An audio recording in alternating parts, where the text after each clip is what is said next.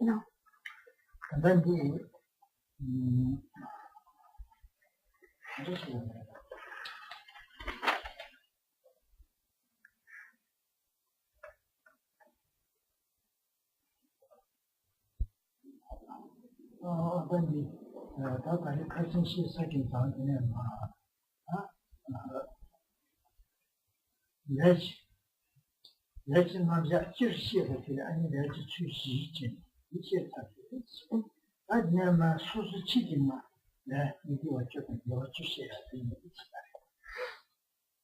Lors du précédent enseignement, il avait été exposé les 4 points de la loi de la causalité, les 4 caractéristiques de la loi de la causalité. Et maintenant, aujourd'hui, Karimbochi va donc développer plus particulièrement ce que sont les 10 actes vertueux, les 10 actes non vertueux, à la suite de cet enseignement.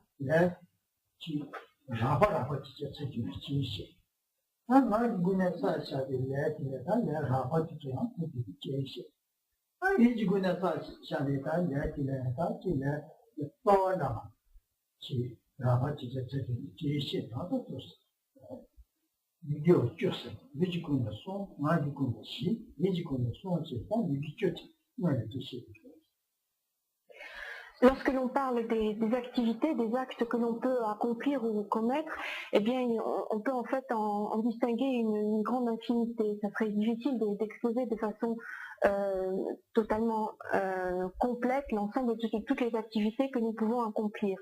Malgré tout, on peut établir les distinctions suivantes. Lorsque l'on agit, cela peut être soit par le corps, soit par la parole, soit par l'esprit. Donc quand on parle des activités, pour les énoncer, eh bien on distingue les activités du corps, de la parole et de l'esprit. Et lorsque l'on va parler des actes non vertueux, des actes mauvais, eh bien on va donc distinguer les actes mauvais qui sont commis par le corps, les actes mauvais commis par la parole et les actes mauvais commis par la pensée. Et on distingue de ce fait 3, de façon disons grossière, en essayant de distinguer les plus importants, on distingue 3 actes non vertueux commis par le corps, 4 actes non vertueux commis par la parole et 3 actes non vertueux commis par l'esprit.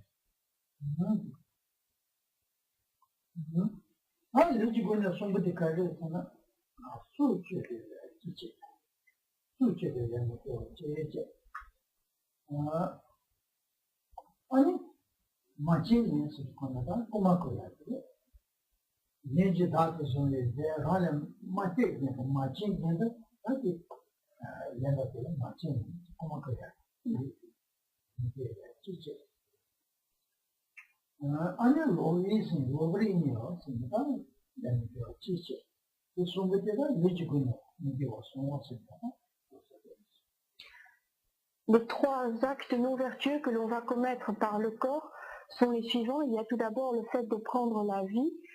Il y a ensuite le fait de prendre ce qui n'a pas été donné. C'est une autre façon de parler du vol, donc de s'approprier des choses qui ne nous ont pas été données. Et le 3e acte non vertueux que l'on commet par le corps, eh bien, c'est d'avoir une conduite sexuelle qui n'est pas correcte, qui est illicite.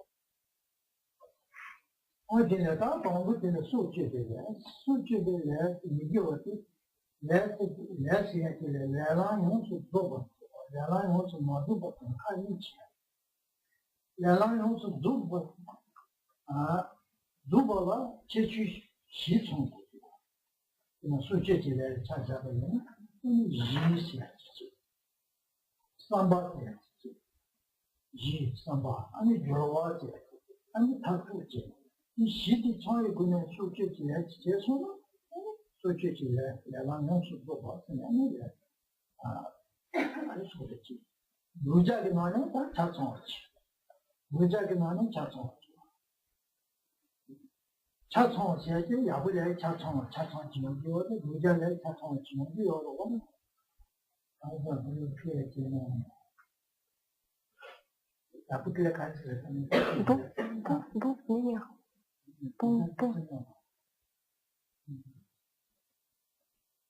Excellent. Excellent, mauvais, excellent, bon, excellent, bien, excellent, mauvais, excellent, voilà.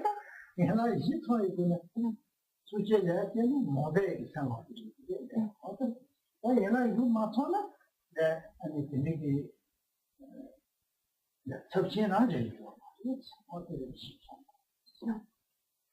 Quand on parle d'actes, on distingue en fait les actes qui sont complets et ceux qui ne sont pas tout à fait complets dans leur accomplissement. Alors pour pouvoir dire qu'un acte est complet, eh bien, il faut qu'il réunisse 4 critères ou 4 conditions.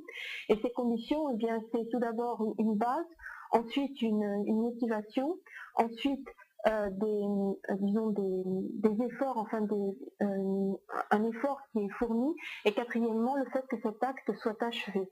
Alors lorsque ces 4 conditions sont réunies, eh bien on dit que l'acte est effectivement complet. Et lorsqu'un acte est complet, eh bien lorsque c'est un acte positif, il est particulièrement excellent, enfin il répond à toutes les conditions, donc il est excellent. Et lorsqu'il s'agit d'un acte négatif, eh bien c'est le pire que l'on puisse imaginer, c'est-à-dire qu'il est vraiment au maximum de sa négativité. Donc pour parler, on distingue les actes complets et les actes qui ne sont pas encore complets.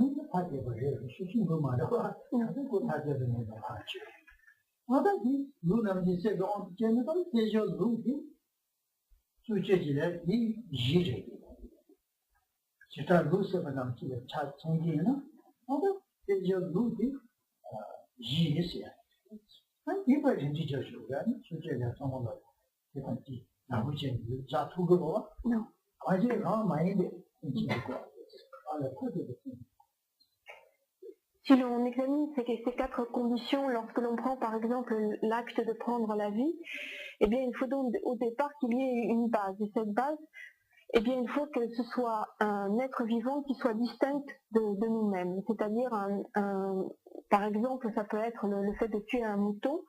Ce mouton est donc un être vivant qui est distinct de nous, et lorsqu'on va prendre la vie, eh bien, le mouton constitue la base. Et ça, c'est un exemple que l'on peut ensuite généraliser à l'ensemble de tous les êtres vivants. L'ensemble de tous les êtres vivants peuvent donc constituer cette base dans la mesure où ils sont distincts de nous-mêmes.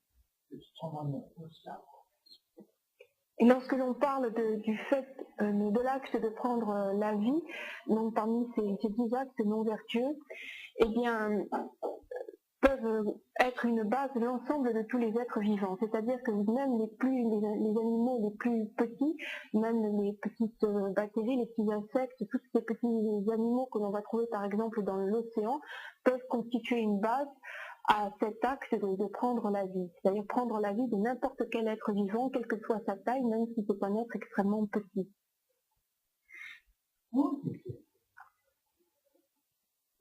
On dit qu'on dirait, on dit nous je le cas qui on veut tuer main de tuer mon petit radio, c'est pour on veut tuer midi, on va quand même dire on va dire, on va tuer tout ça.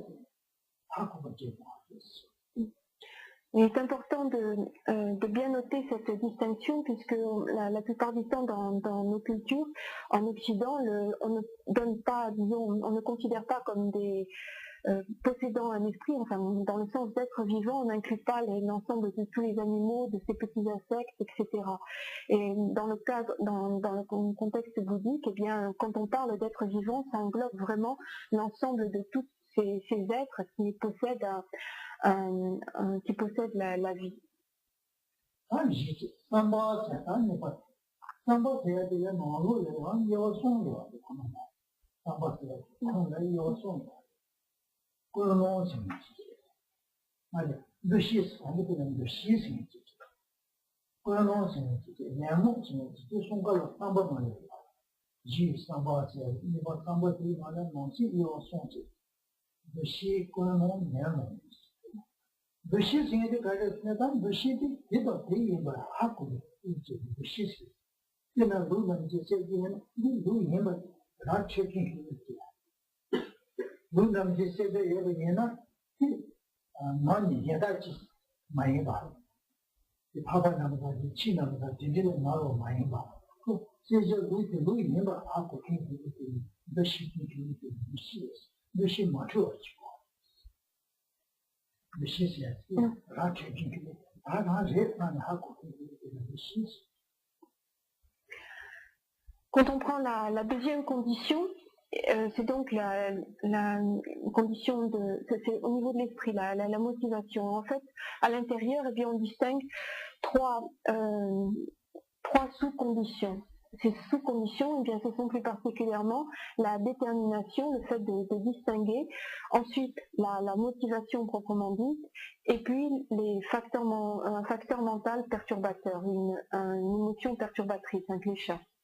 Lorsque l'on parle de la détermination, de la distinction, eh bien, cela désigne une reconnaissance non erronée de l'objet que l'on a décidé de tuer. Par exemple, si on se place dans le cadre de l'acte de tuer, eh bien, c'est le fait de reconnaître, par exemple, le mouton que l'on avait décidé de tuer.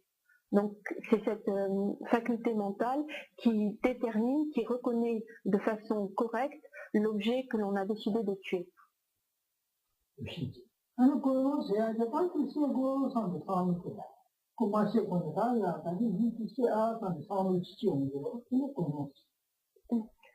La deuxième sous-condition, c'est donc la motivation, c'est donc cette activité mentale par laquelle on va prendre la décision de tuer de prendre la vie de tel ou tel être vivant. C'est-à-dire, je vais tuer, par exemple, ce mouton.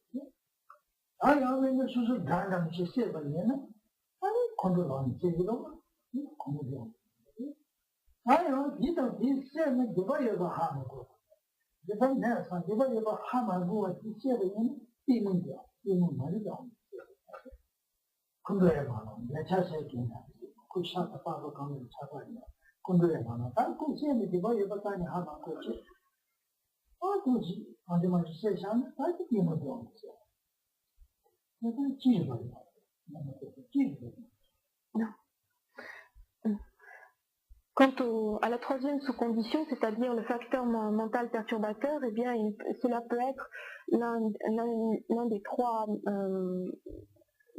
facteurs mentaux perturbateurs principaux, c'est-à-dire soit l'attachement, soit la colère, soit l'ignorance. Il n'y a aucune, disons, enfin, on n'est jamais sûr de celui qui va se manifester. Ça peut être soit l'un, soit l'autre, et en fait, ça dépend, disons, de l'acte et du contexte. Par exemple, on peut prendre la vie d'un animal par attachement pour sa viande, parce qu'on a envie de manger sa viande. Donc cette fois-ci, c'est le facteur mental perturbateur attachement qui se manifeste. Et puis on peut prendre la vie d'un être vivant parce qu'on éprouve de la colère, de l'aversion vis-à-vis de cet être. Et puis on peut également prendre la vie d'un être vivant sous l'emprise de l'ignorance, c'est-à-dire que finalement on ne sait pas si c'est un acte bon ou un acte mauvais que de prendre la vie. On n'est pas sous l'emprise de l'attachement, on n'est pas non plus sous l'emprise de la colère, on est sous l'emprise de l'ignorance parce que finalement on commet cet acte sans savoir véritablement la nature, sans connaître véritablement la nature de cet acte.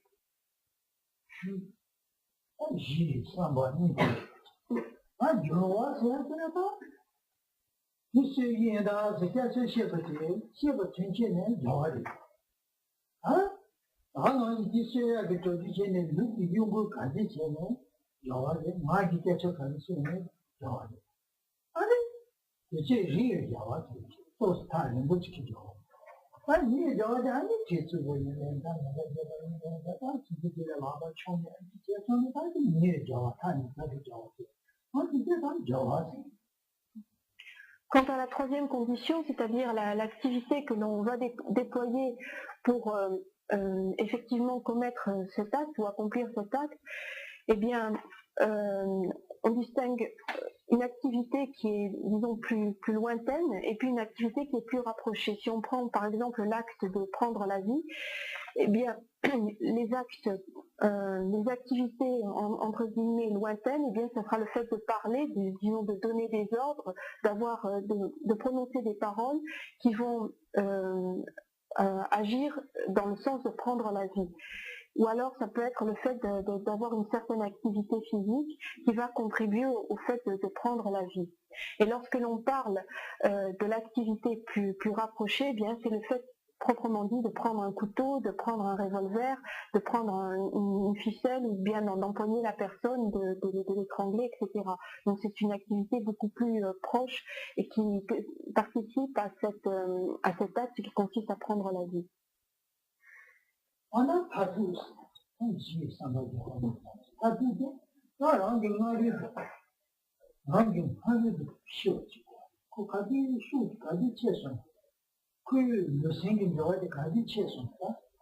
C'est je qui était le Seigneur doit être gardé chez son père. Ah, que je vois c'est gros. On a pas gardé chez son père. Et on a rendu mal de chez. Rama je connais que chez.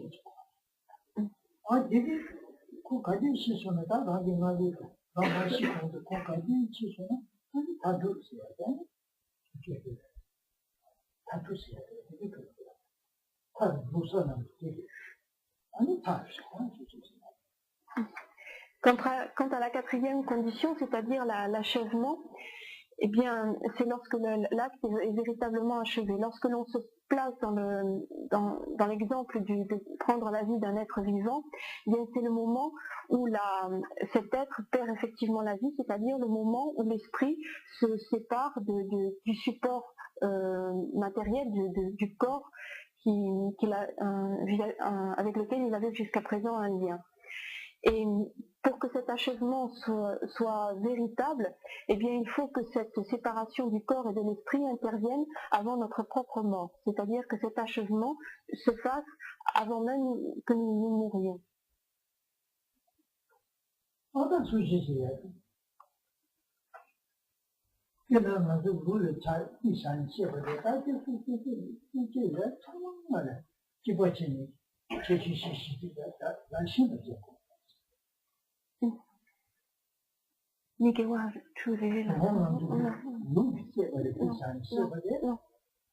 On sait pas le pays dans c'est vrai voilà je suis si j'ai eu j'ai semble de pas de j'ai eu d'avant je pas je vais là si me j'ai sans Ce soir, c'est surtout par rapport à l'exemple de prendre la vie d'un mouton qu'ont été développées ces 4 conditions, mais chacun de nous peut ensuite redévelopper les mêmes, essayer d'examiner ces 4 conditions vis-à-vis d'une autre base, c'est-à-dire imaginer quelles sont ces 4 conditions par rapport à un autre être vivant auquel on prendrait la vie. Ah, comment connaître machine comment connaître il est déjà savait là j'ai sans pas mais non non j'ai pas comment connaître les qui ont gros ça allez connaître les qui ont et dans marche pas mal bah tu pas mal ça tu pas hapo bravo tu pas du aussi non rang के नाम आए बच को रंग के नाम आए जरा ये के साथ मौसी ये के साथ तो लेची como गया के जैसा कि ना से नाम जो como कोई है ना हां ये के साथ तो से ये ये से como को ना छा ना ये के साथ तो से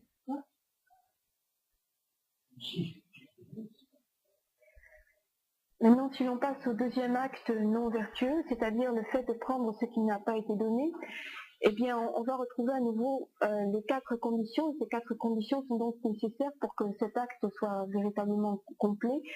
Et si on prend par exemple le fait de voler de l'or, eh bien, cet or constituera la base. Alors, pour que ce soit véritablement une base, il faut que cet or ne nous appartienne pas, c'est-à-dire de l'or, de façon générale, un objet, une richesse qui n'est pas la nôtre, un objet qui n'est pas le nôtre, donc de l'or qui ne nous appartient pas. Et cet or qui ne nous appartient pas et que nous allons nous approprier constitue la base de cet acte non vertueux. जिनसे दांत जों जो बहुत मारे जिनसे दांत मारो आती है ना ये होंगे Si c'est un objet qui n'appartient à personne, qui n'a pas de propriétaire, on ne peut pas considérer que c'est une base véritable pour cet acte non vertueux. c'est quoi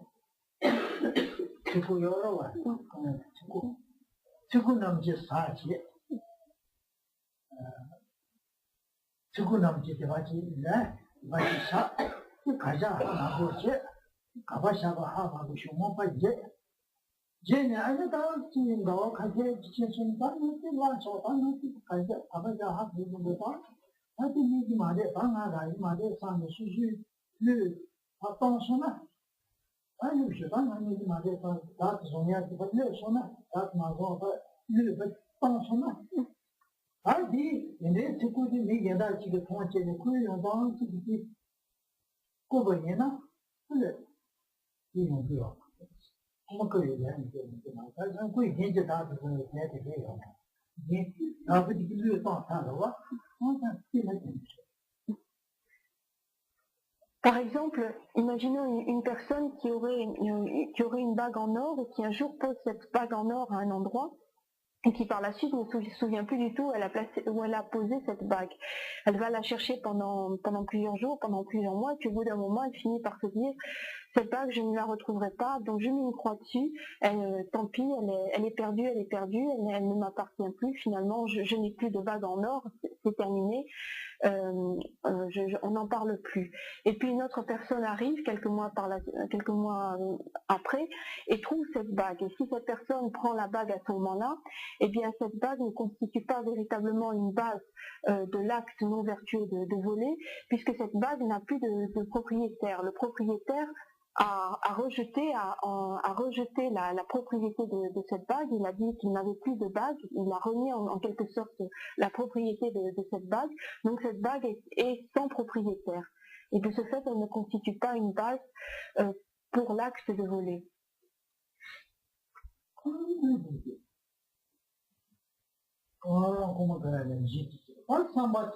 상관이야. 그래서 수원 지과에 따르면 무시, 그러면 명령제면 송요. 무시 세야 되다고 내 기간 내 뒤로 뒤만 무시 되는 거지. 그래서 내 뒤로 뒤만 무시 되는 거야. 같이 그러면 세면 문제 상관 무시 추가. 문장지를 세대 반은 하루는 무시 추가. 이 많이 받아 이도 이라 이 힘을 내가 주는 게 무시 이게 반대지. La deuxième condition, lorsque l'on considère l'acte non vertueux de voler, c'est de la même façon cet acte mental qui comprend 3 sous-conditions, c'est-à-dire la détermination non erronée, la motivation et le facteur mental perturbateur, l'émotion perturbatrice. Alors lorsque l'on prend la première sous-condition, c'est-à-dire la détermination non erronée, c'est cette pensée qui distingue, qui détermine de façon correcte l'objet dont on va s'emparer et qui dit par exemple c'est de l'or, c'est cet or que je vais prendre, c'est de l'or.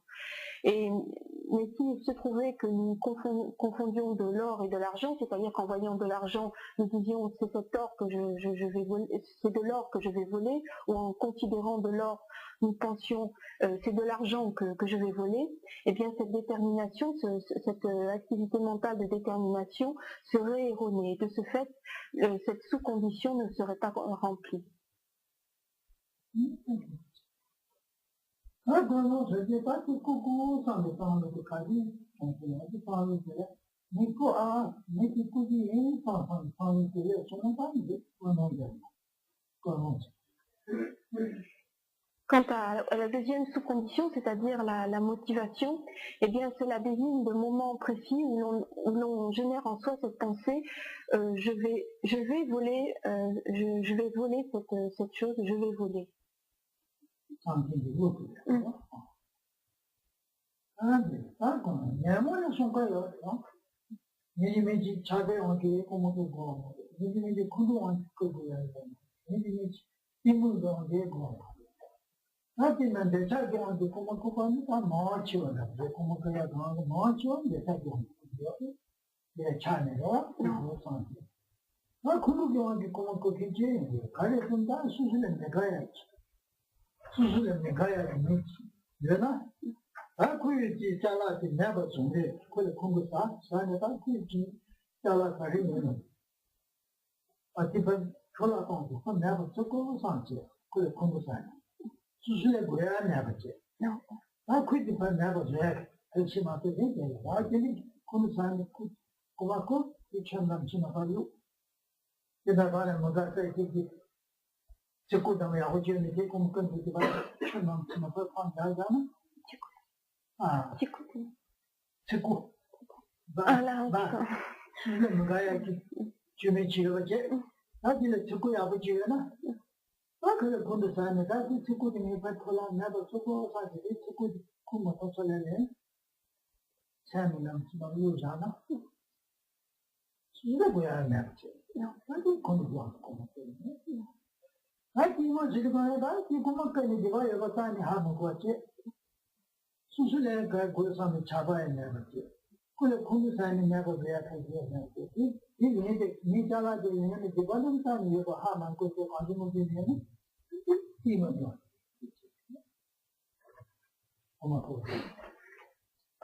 En ce qui concerne la troisième sous-condition, c'est-à-dire le facteur mental perturbateur, eh bien, comme il a été dit tout à l'heure, il n'y a ce n'est pas du tout déterminé, c'est-à-dire que cela peut être sous l'emprise de l'attachement, de la colère ou bien de l'ignorance.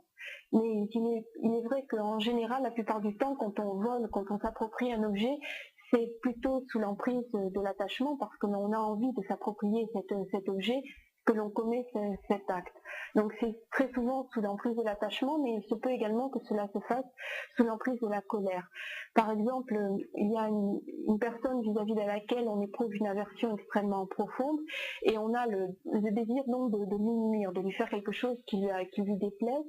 Et cela va nous inciter, par exemple, à voler des affaires qui lui appartiennent, par exemple, à voler les bagues d'une personne que vis-à-vis de laquelle on a de la colère, on éprouve de la colère. Mais ces bagues, on n'en a pas besoin soi-même, c'est-à-dire on n'est pas du tout attaché, on n'a aucun attachement vis-à-vis de ces bagues, c'est simplement pour ennuyer l'autre personne qu'on commet cet acte, et ensuite, ces bagues, eh bien, nous-mêmes, nous allons les jeter, c'est-à-dire nous n'en avons même pas l'utilité, nous n'en avons pas besoin, nous allons les jeter, c'est simplement pour lui causer du tort. Donc c'est aussi une émotion perturbatrice qui peut nous inciter à voler.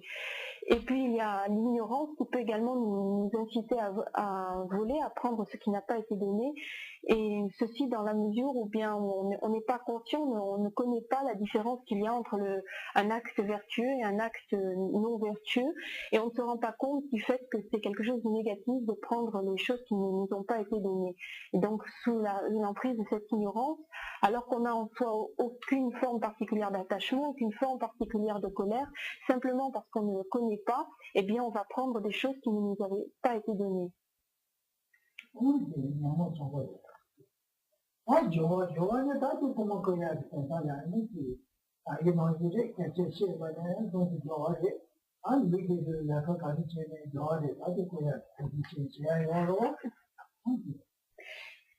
La troisième condition, ce sont donc les activités que l'on va déployer pour commettre cet acte, et bien ce seront surtout des activités vocales et des activités physiques, c'est-à-dire les paroles que l'on va prononcer pour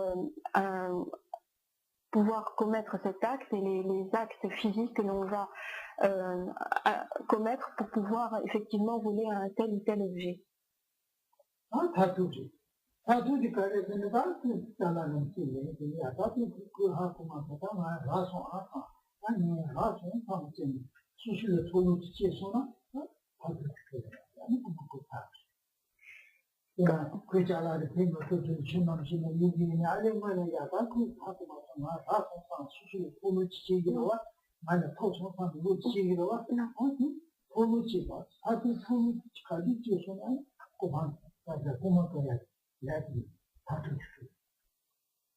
Et quant à la quatrième condition, c'est-à-dire l'achèvement, eh bien on dit qu'elle est remplie à partir du moment où l'on génère en soi la pensée cet objet est à moi, ça y est, je l'ai obtenu, ça y est, je l'ai acquis, il est à moi maintenant. Alors donc on a saisi cet objet, et à partir du moment où on l'a dans la main et puis que l'on développe en soi cette pensée, il est à moi, eh bien l'acte est achevé. Si on prend l'exemple qui a été donné tout à l'heure, c'est-à-dire qu'on ne prend pas cet objet par attachement, mais simplement pour nuire à autrui, et qu'après on va simplement jeter cet objet parce qu'on n'en a aucun besoin, on parle malgré tout d'achèvement dans la mesure où il y a un moment où on prend cet objet, on se dit ça y est, je l'ai, même si après c'est pour aller le jeter. Et c'est au moment précis où on développe en soi cette pensée je l'ai, il est à moi, que l'on parle d'achèvement de cet acte de voler.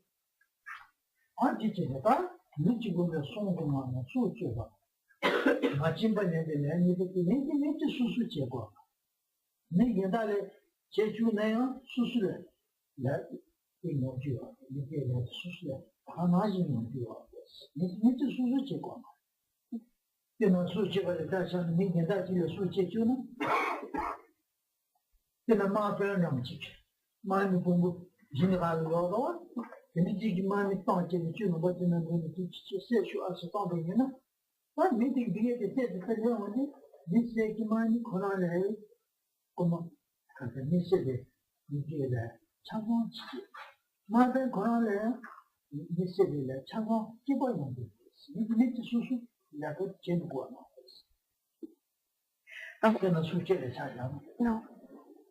Lorsque l'on considère ces deux actes non vertueux que sont le fait de prendre la vie d'un être vivant et le fait de prendre ce qui n'a pas été donné, eh bien il n'est pas absolument nécessaire que nous commettions nous-mêmes ces actes. C'est-à-dire que nous pouvons inciter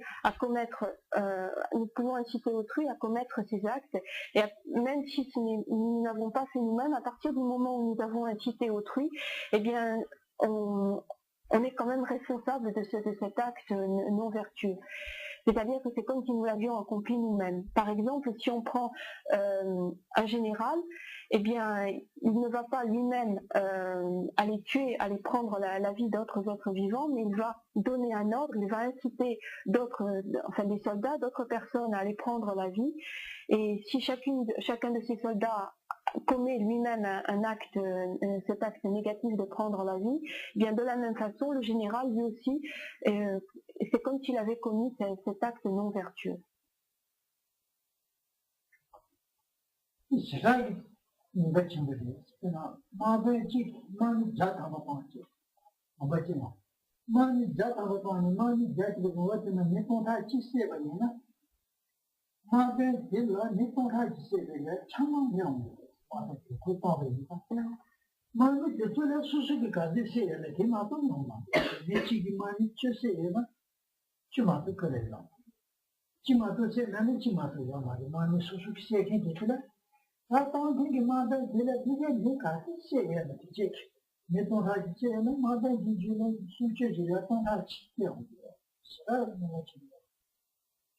C'est là quelque chose d'extrêmement dangereux, enfin, qui est extrêmement qui peut être extrêmement dangereux pour ceux qui donnent des ordres. Par exemple, si on prend un général qui envoie 100 soldats pour faire la guerre, et ces 100 soldats, au retour de cette guerre, ont tué 1000 personnes dans le pays où ils étaient allés, eh bien, le général, lui, aura accumulé en fait l'acte non vertueux d'avoir tué 1000 personnes. Alors que chaque soldat, lui, aura accumulé en lui l'acte non vertueux d'avoir tué peut-être 10 ou 12 personnes, ou peut-être seulement une personne. Chacun n'accumulera que ses propres actes. Alors que le général, lui, il va accumuler les actes non vertueux de l'ensemble de ces personnes qu'il a envoyées, qu'il a incité à aller prendre la vie.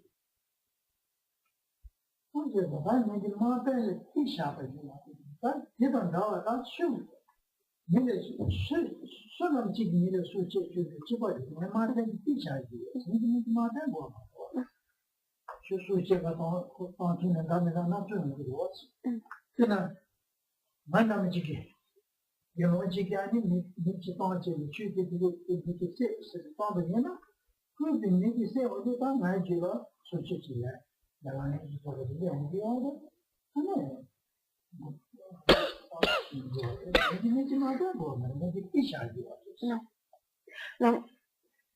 Le général, c'est un exemple qui est donné pour ce qui peut se passer lorsque l'on incite quelqu'un à commettre cet acte non vertueux. Mais il n'y a pas que pour le général que ce cas va se produire, c'est-à-dire quelle que soit la personne, à partir du moment où l'on incite autrui à commettre cet acte non vertueux, eh bien on accumule soi-même cet acte non vertueux. Par exemple, si un religieux demandait à quelqu'un d'autre d'aller tuer une personne, eh bien, une fois que cet acte serait commis, le religieux aurait lui aussi commis cet acte, même s'il n'y a pas participé de façon concrète, dans la mesure où c'est lui qui a donné l'ordre, qui a incité une autre personne à le faire, eh bien, il est responsable, enfin, il a commis également cet acte non vertueux. Donc, c'est pas obligatoirement quelque chose qui a rapport aux généraux, mais c'est à partir du moment où l'on incite quelqu'un d'autre à commettre cet acte non vertueux.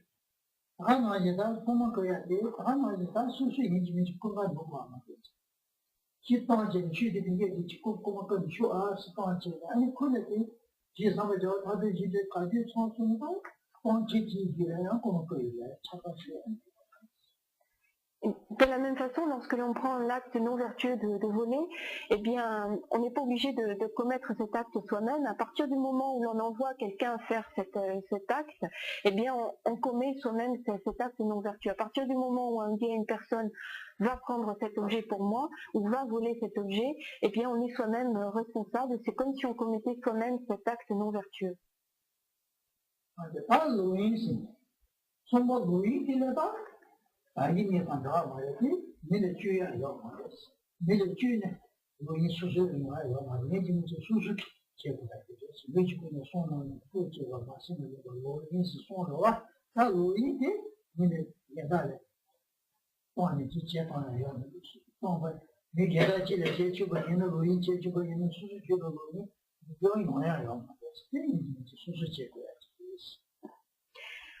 Donc voilà pour les deux premiers actes non vertueux commis par le corps. En ce qui concerne le troisième acte non vertueux commis par le corps, c'est-à-dire des rapports sexuels qui ne sont pas corrects et qui sont illicites, eh bien dans ce cas précis, il faut que cet acte soit commis par soi-même. C'est-à-dire que si on incite autrui à commettre cet acte, si on demande à autrui de commettre cet acte mais que soi-même on n'y participe pas, eh bien on dit que l'acte, on ne commet pas soi-même cet acte non vertueux. Donc en ce sens, ce troisième acte non vertueux qui passe par la porte du corps est différent des deux premiers.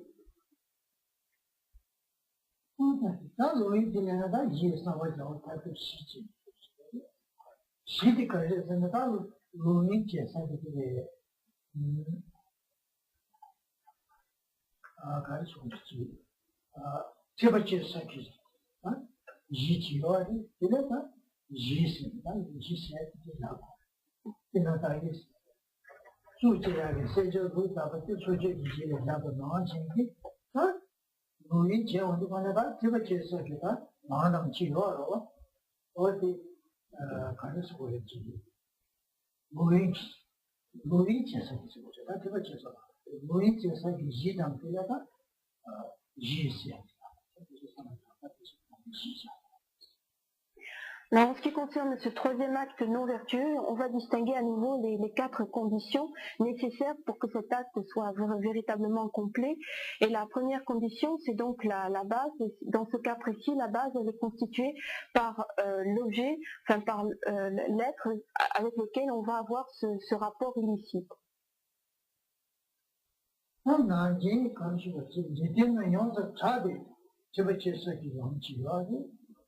이 마인베가 년다 이 마인베 랑치 아무 때지 그래서 그렇지 저거체네 아니 저거체가 얘나 이게 뭐니 있을까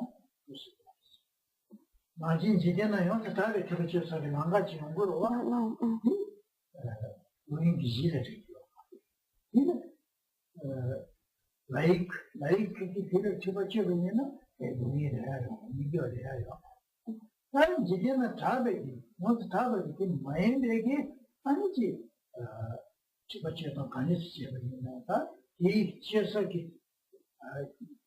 आज वो बच्चे लाडम की जगह लोनिंग की Alors, lorsque l'on est laïque, il n'y a aucune interdiction, disons, aucune règle pour, en ce qui concerne les rapports sexuels, ils ne sont pas interdits, mais ce qui est considéré comme incorrect, ce qui est considéré comme illicite, c'est d'avoir des rapports sexuels qui ne passent pas par les voies naturelles.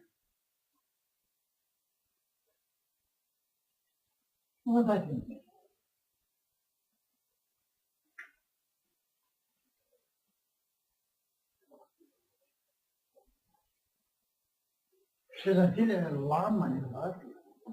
라마인 바인데 카나를 피가지고 라마인 바인데시 가지고지 잡아던서요 인디나를 피가지고 아니 다 나지기지 라베게 찍듯이 찍어주고 어디 되니 정비하니 뭐이네 지마이 봐 가지고지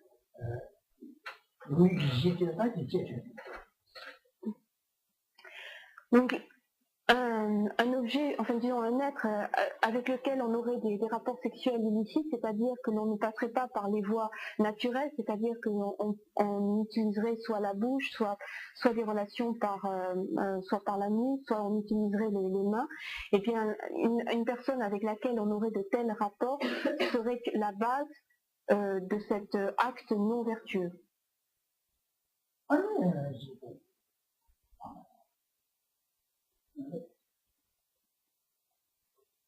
아니 되잖아요 수수도 아마나 수수도 된다 매주 유년 친식 매로 유년 친식 되는 인지를 집어치고 있는 거 예? 안 수고했지. 요즘 많이 봤지. 근데 다 수수 아무나 제가 저기 용마를 되잖아. 이 저기는 말을 안 듣자지. 제가 요즘 많이 봤지. 뭐 다른 아직이 수수 빼빼잖아. 어딘데 저기는 sont également considérés comme base pour cet acte non vertueux disons notre père ou notre mère, ou bien alors les proches de notre famille, enfin les membres de notre famille qui ont un lien, enfin il y a un lien consanguin qui est à l'intérieur de cette génération, c'est-à-dire qu'il y a cette génération. Donc ce sont des liens de parenté extrêmement proches, étroits.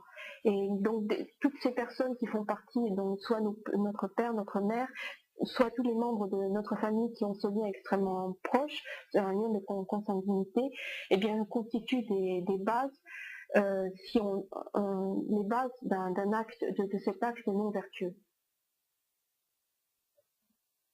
아니 이게 많이 봤어.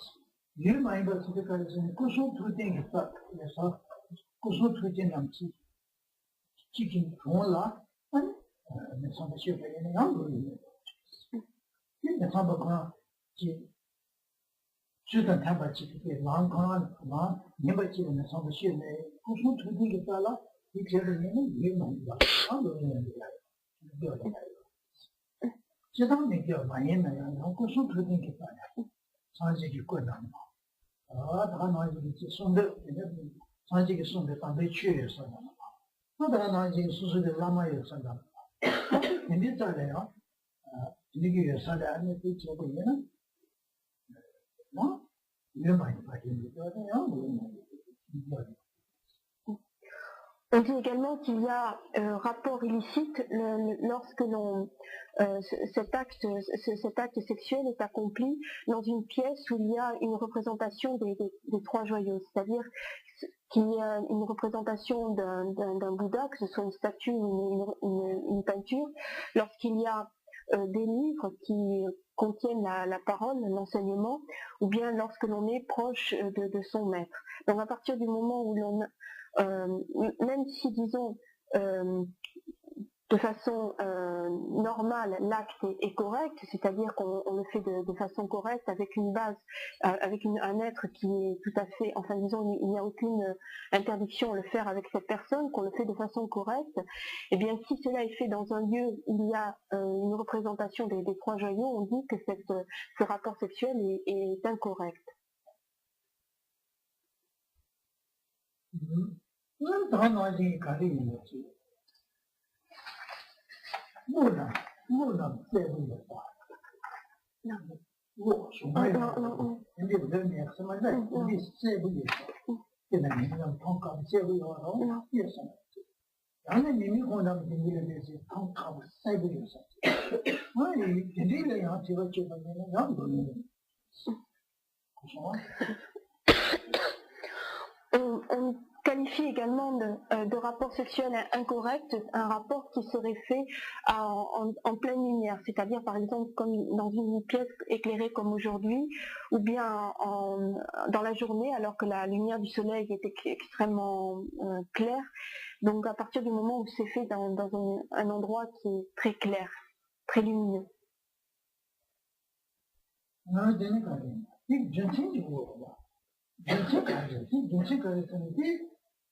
나를 술을 차단을 소치하고 내자 시간 때문에 지금 간단히나 총방하고 방도야 지금 뭐 취기는 게 그것은 누구 때문에 나를 취기는 거 그것은 대단히 내가 무슨 가만히 다 내가 가만히 다 중에도 그것이니까 그것 같은 것만 뭐자시 총방 제가 다 이제 지금 참고 중에 두 번째 중이야 두 번째 그래 얘네 딜리베 통카도 나왔던 게 중요한 딜리나 빠는 세부 제도는 뭐는 딜리베 대사에 권에 필요. 말은 대사에 지필이야. 얘가 이 차는 한 나베 치다 제 어디 거는데 이제 참 이거 보세요. 마베디 가리나 제이로 좀 많은 고자시 고야데 야야 제가 아니 야따다에 공부 그걸에 양 타지면은 맞춰야 돼. 그래서 어떻게 내가 그래야 이제 준비지. 맞지? 준비 하나도 가려는 상대로 Alors, on pourrait se demander, mais pourquoi établir de telles règles? Il faut quand même qu'il y ait une raison pour affirmer de telles choses. Et la raison, elle est la suivante. Quand l'enseignement du Bouddha, il vise essentiellement à faire diminuer les passions, les facteurs mentaux perturbateurs, les émotions perturbatrices. À partir du moment où on arrive à faire diminuer cet attachement, cette colère, cette ignorance, eh bien, on se rapproche de la libération. À partir du moment où l'on aura éliminé de façon radicale ces éléments perturbateurs, ces facteurs mentaux perturbateurs, eh bien, on sera libéré du samsara, du cycle des existences. Donc, le but, c'est de les faire diminuer autant que l'on peut, jusqu'à cette élimination radicale. Or, si par exemple, et puis on a des rapports sexuels en pleine lumière, eh bien, ce qui va se passer, c'est que ça ne va faire que susciter encore plus d'attachement en nous. Alors, qu'il y ait des rapports sexuels, ce n'est pas interdit, mais il faut essayer que ça ne suscite pas encore plus d'attachement en nous, parce qu'autrement, à ce moment-là, on n'arrivera jamais à se libérer du cycle des existences. Donc, les rapports sexuels sont tout à fait autorisés, on dit même qu'ils sont nécessaires pour un laïc, mais il ne faut pas que ce soit disons un prétexte qui, en fait,